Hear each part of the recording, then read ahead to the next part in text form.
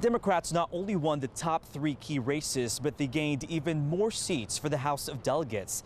Leaders say voters sent a very clear message last night. Abigail Spanberger. Riding on a blue wave, top Democratic leaders are celebrating major wins in Virginia.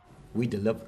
Democrats not only outperformed in the top 3 key races, but pending the final numbers, it appears House Democrats gained and flipped 13 more seats, making this the largest House Democratic majority since 1987. It ain't good to be MAGA when MAGA ain't on the ballot.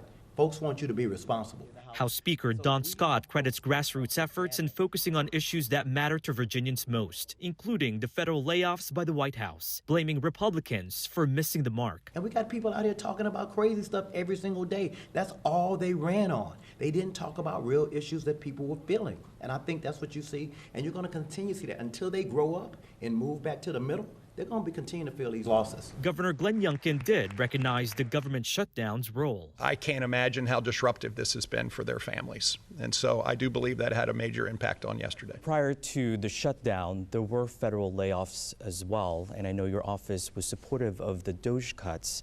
Do you believe that there should have been a different type of messaging from Republicans in your office?